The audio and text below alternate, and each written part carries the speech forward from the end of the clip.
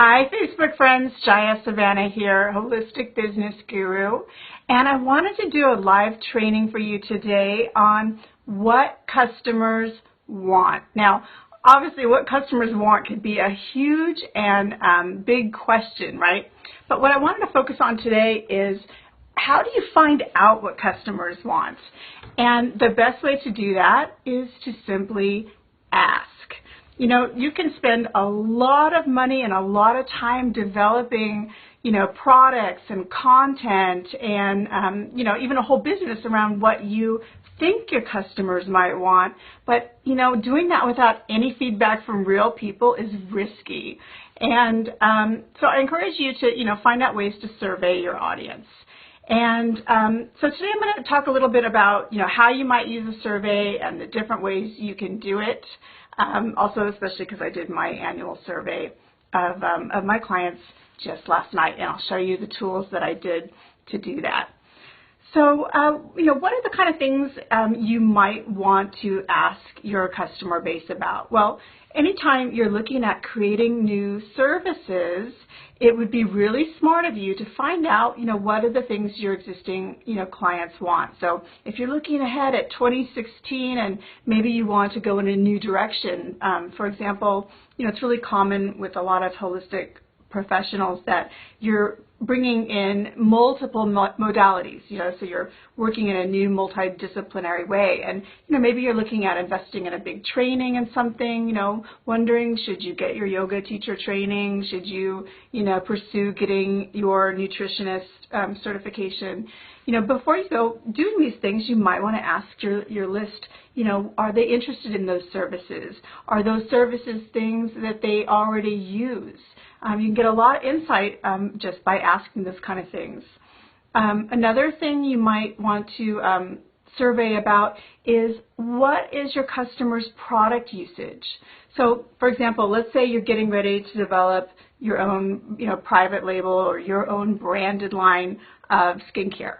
So it's a really good time to survey your list before you go down the path of designing your whole product line to find out, what are their skincare product usage habits now?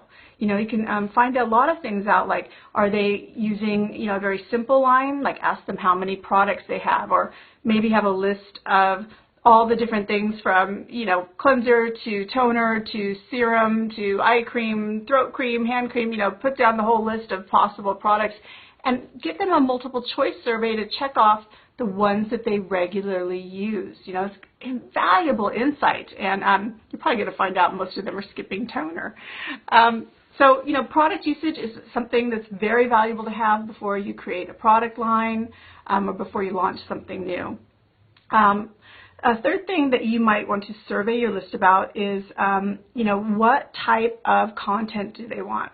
So if you're someone who's a teacher, trainer, guru type like me, my product is my teachings and trainings, and it takes a lot of time to create videos and to create online courses and even blog posts. So, all of us now have to become really good at multitasking as content creators, even if your work is primarily some kind of a hands-on modality, right? Even if you're a massage therapist, there's an expectation now that to get good search engine rank, you have to become a blogger, right? And these demands for content are part of the new demands that we have in business now, and this trend is just going to continue, right? We all have to learn how to market ourselves and create content. So, asking your audience what kind of content they're interested in is a very engaging conversation. You'd really be surprised, what people tell you, and it'll help you understand what it is that they're wanting to learn. So that's, exactly what I surveyed my list about last night. In fact, I'm getting ready to create a really big program. I've already, invested about $800 in the trademark rights for it. Okay, so that's no small spend, and I haven't even started the content development yet. So before, I throw a lot of money and a lot of time at creating a big thing, I surveyed my list. And I'll give you an example of my survey and kind of the thinking behind it in a few minutes. I'll show you that. So again, before you create any services, products or big, investments in time to create content, you should ask your customers what they want. Okay, so let's move on and talk about, who should you survey. So I would hope that you would be developing your own email list, right? So you absolutely want to email your list when you're going to do a survey, and then also put it out on your social media channels. Now, depending on how engaged your audience is, you might even need to, say, bump up your survey on Facebook with some ads. You can also run your surveys in Facebook groups. I ran mine in my groups where people already kind of know me and where I know those people are already going to be consuming my content. So I made sure to push that survey out to the groups. If you're watching this, you might even have got my survey last night when I put it out. And thank you for completing it if you have. Super helpful.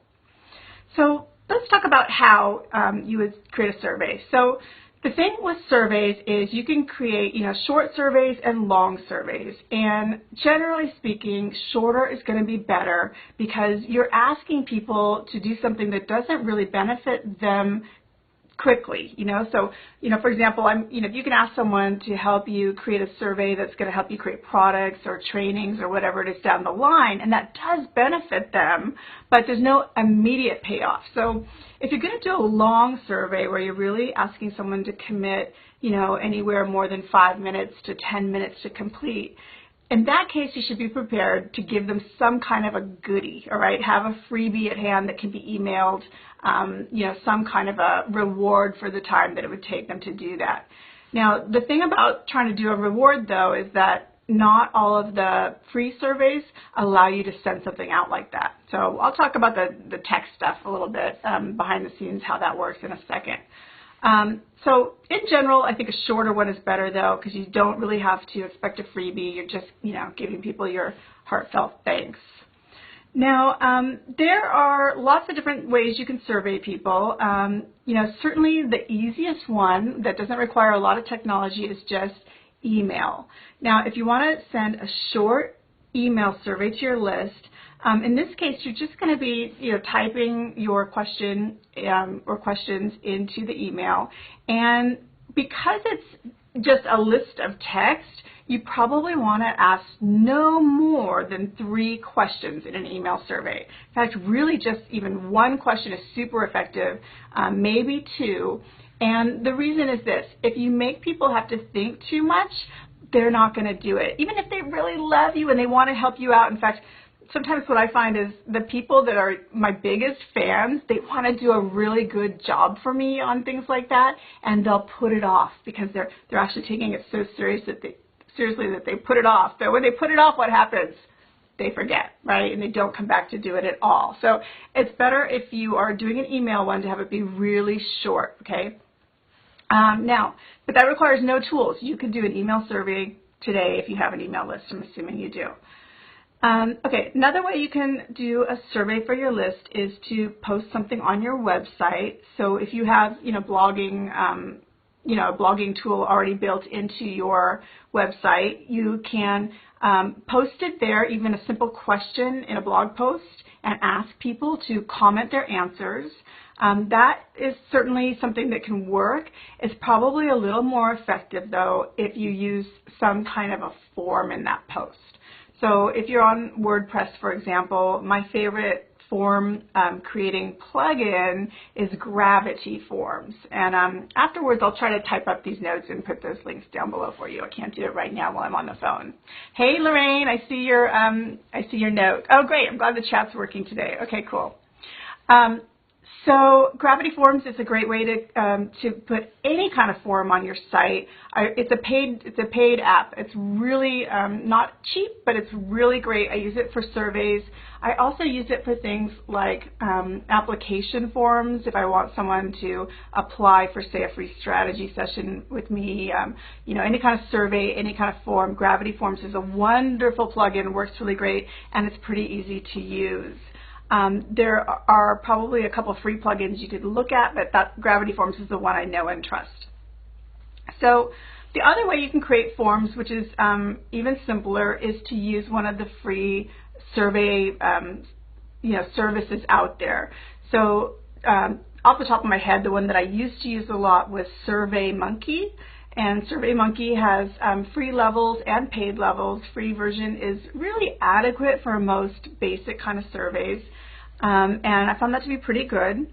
Although yesterday I tried one that I've been meaning to try actually for a couple of years. I just haven't gotten around to trying new software, and that is Typeform, Typeform. And what's kind of nice about Typeform is they allow you to create really pretty forms that are mobile responsive. And I'll link the survey I did. Well, actually, I'll show you the survey I did on my computer, and you can see it.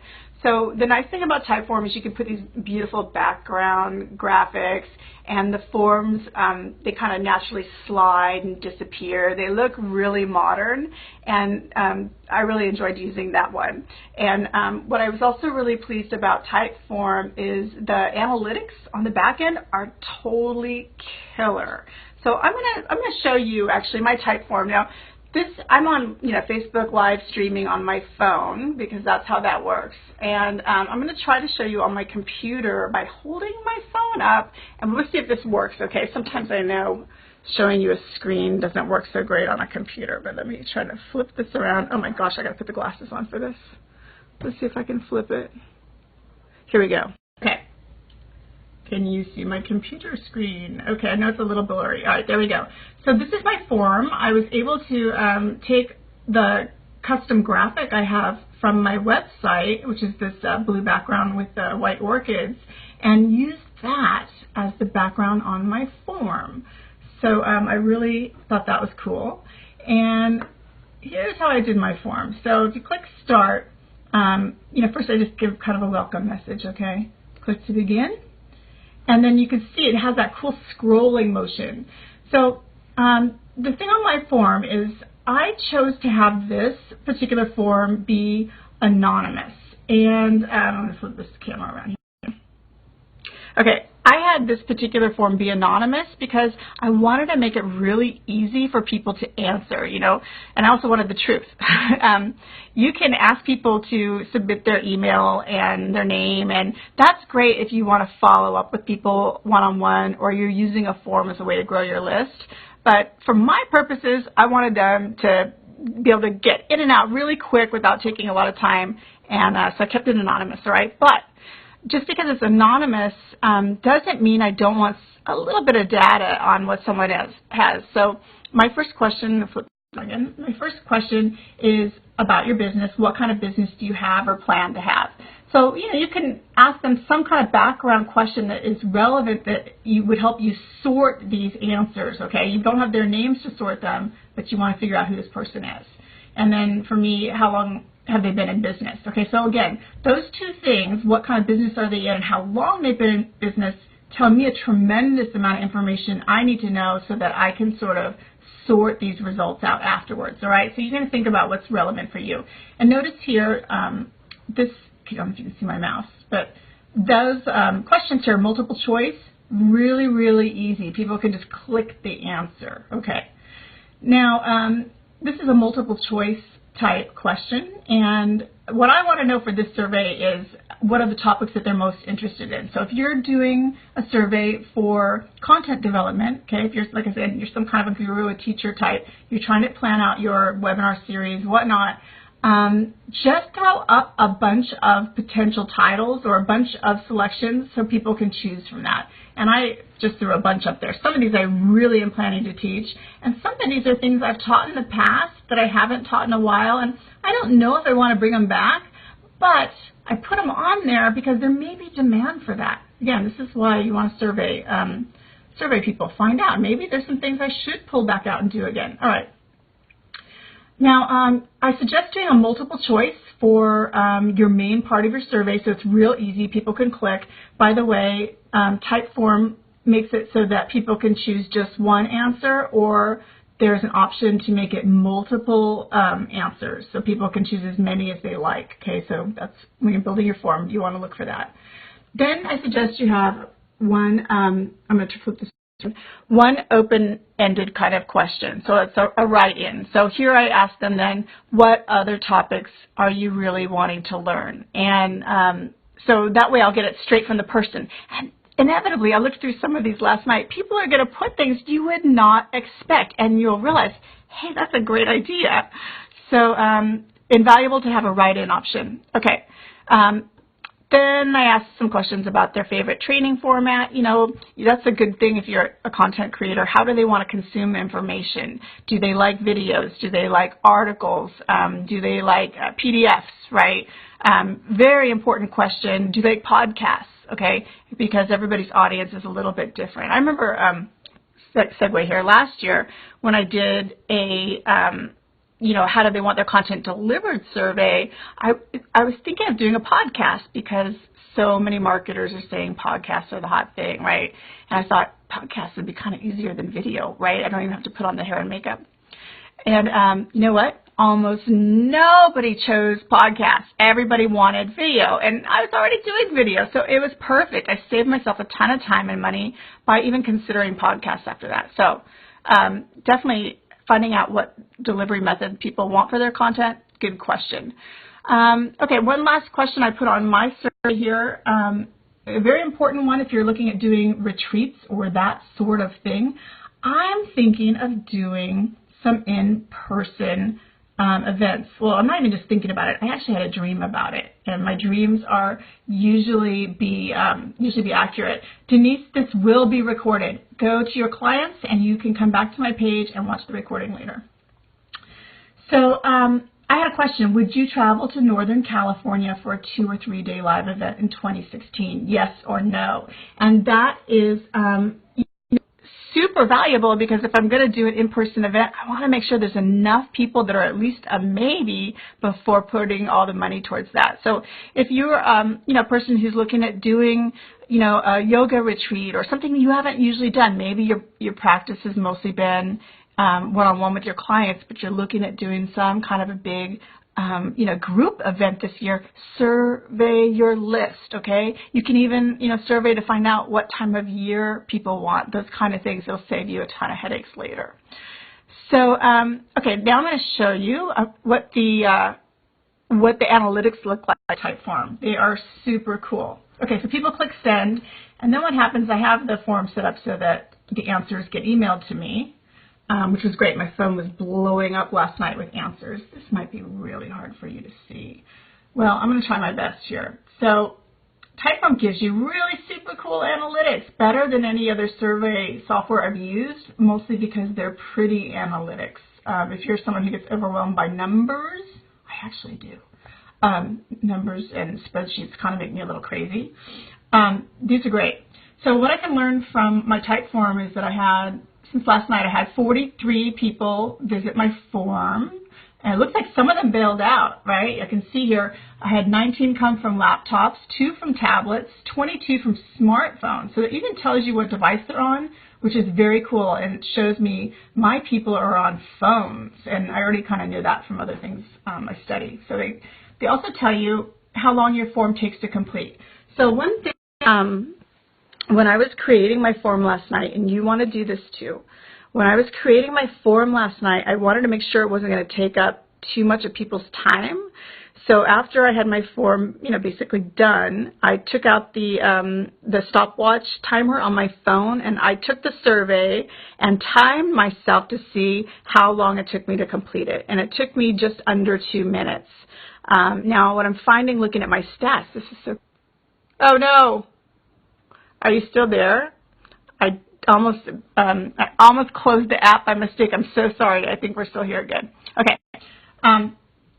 They also show you that it was taking people an average of about 3 minutes and something to complete.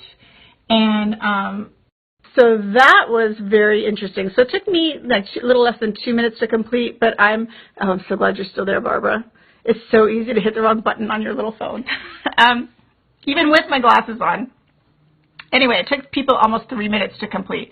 So what I learned from that is that it took me a little less than 2 minutes, add some extra padding on when you're estimating your time. But I still think that's a reasonable amount of time to have on a survey, okay? And another thing I want to say too is last night when I was sharing my survey on social media, I made sure to put the estimated time in my request for people to share, right? Like you probably get those on email sometimes. Companies will send you an email and they'll say, this survey will only take 10 minutes, right? And you know, God, I'm bailing out on this one. If you have a short survey, let people know that because, 2 minutes or less, they're like, okay, I'll do that for you. Okay, so I'm going to go back to these metrics here. Okay. So this is super exciting. I haven't really looked at these. I just glanced at them real quick. But I can see here in the results, here's all my results, all my questions. This is a gold mine, okay? I love this type form. I cannot wait to read all these. It's exactly the information I want. It's organized really, really nice. And, I can see some of the write-in comments. People, wrote in very thoughtful responses because they know that they're my friends. They want to help me, right? So they give me really just a gold mine of information here. So I also noticed with Typeform that you can download this to Excel, to spreadsheet. So I'm going to definitely do that. So I'm not going to spend any more time looking at the analytics of Typeform, but it's a gorgeous presentation, and it was totally free.